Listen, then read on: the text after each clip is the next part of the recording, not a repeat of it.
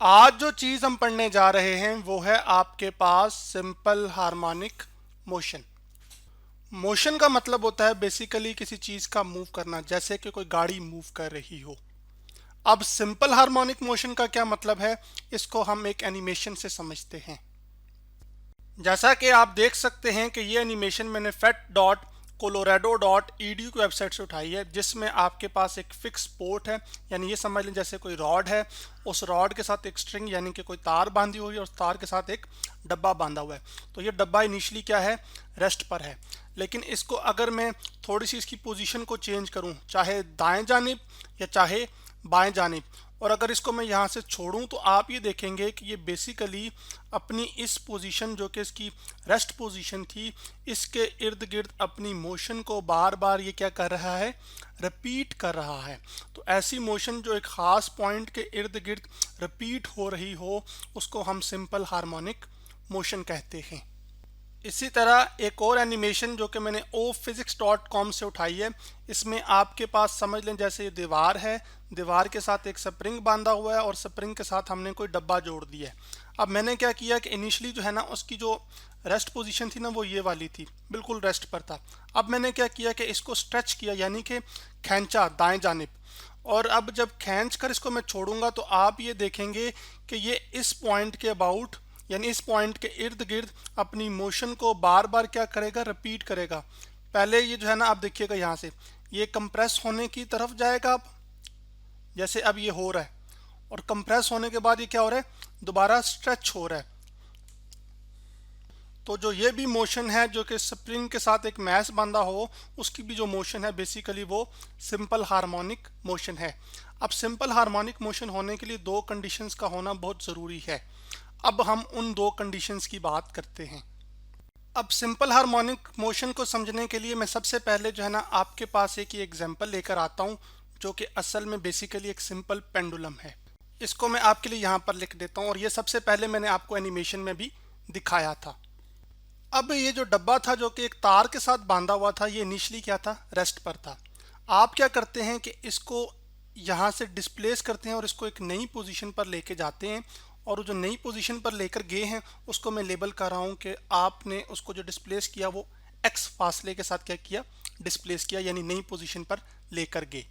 यानी कि आपने इसकी जो रेस्ट पोजीशन थी, जिसको हम मीन पोजीशन भी कहते हैं, यहाँ से इसको डिस्टर्ब किया और एक नई पोजीशन पर ले गए, जिसको हम एक्सट्रीम पोजीशन कह रहे हैं।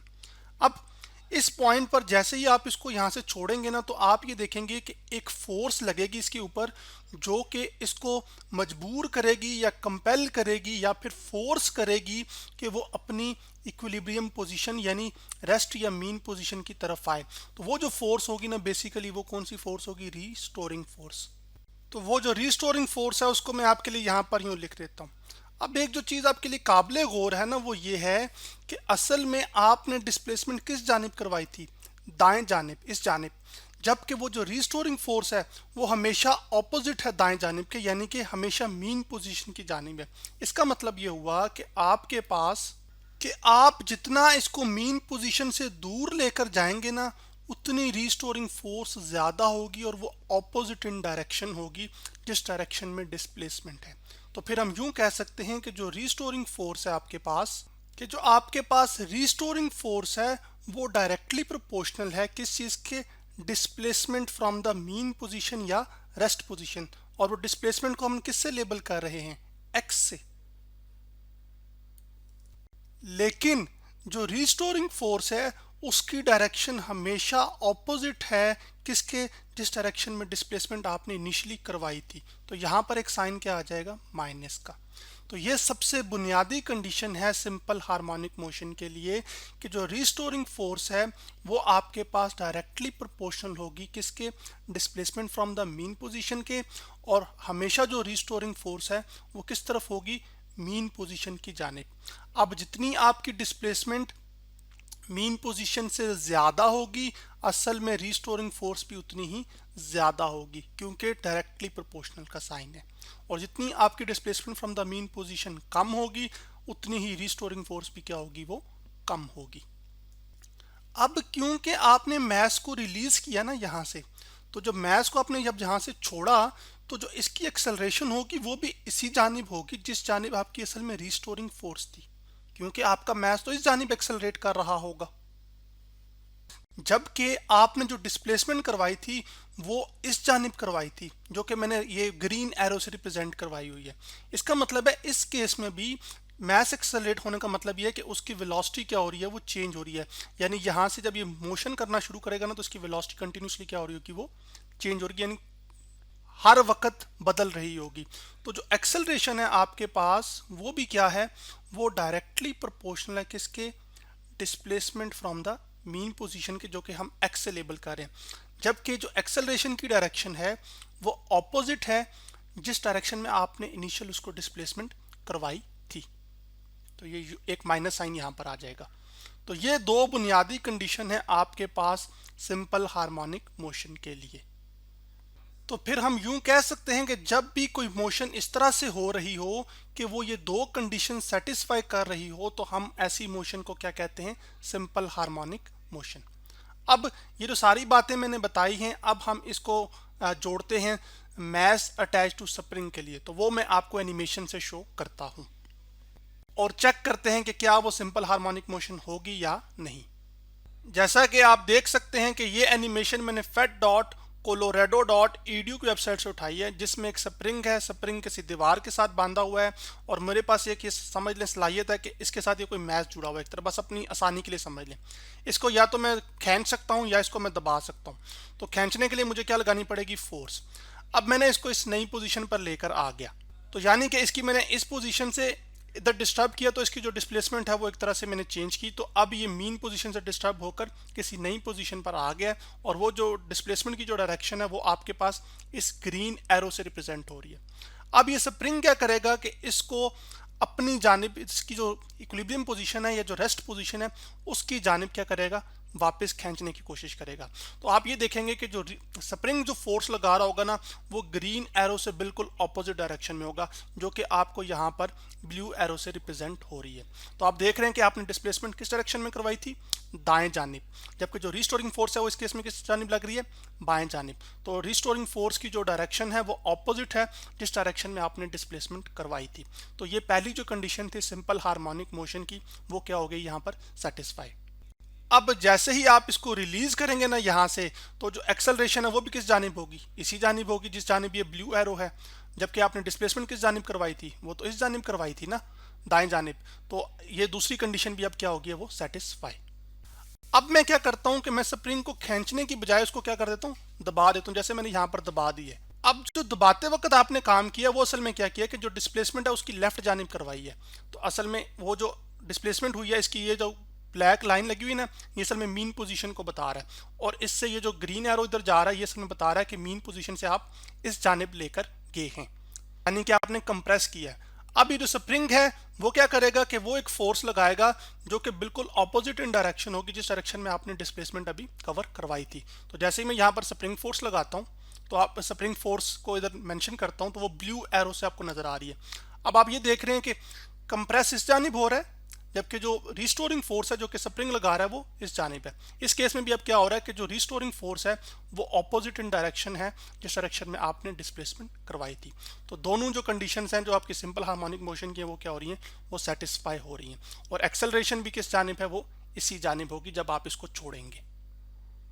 अब हम बात करते हैं कि जो सिंपल हार्मोनिक मोशन के साथ जो टर्म्स जुड़ी हुई हैं उनको डिस्कस कर लेते हैं।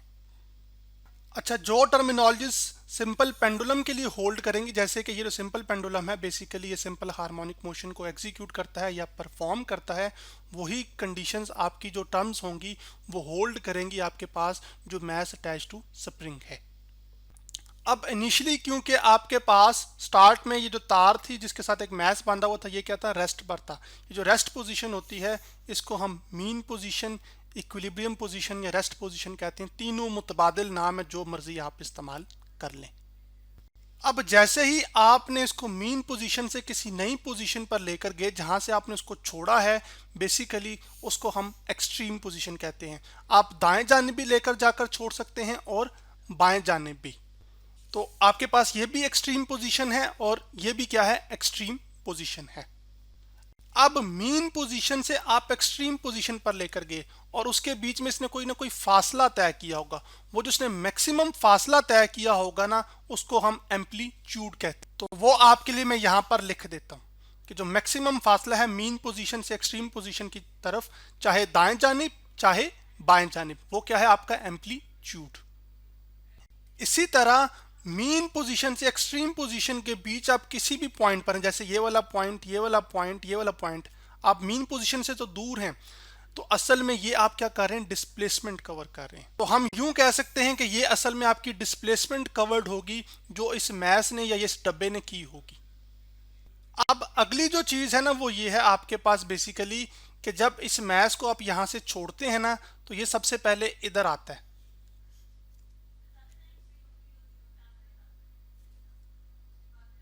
फिर ये यहां से इधर जाता है,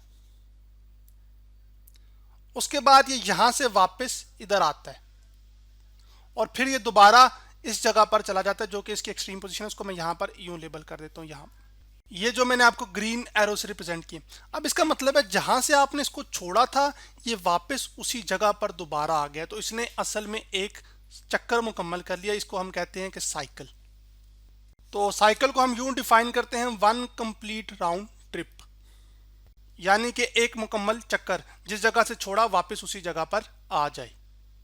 अब आपके जहन में ये सवाल तो आ सकता है ना कि अगर मैंने इसको यहां से छोड़ा है तो यहां पर ही वापस आने के लिए कितना वक्त लेगा।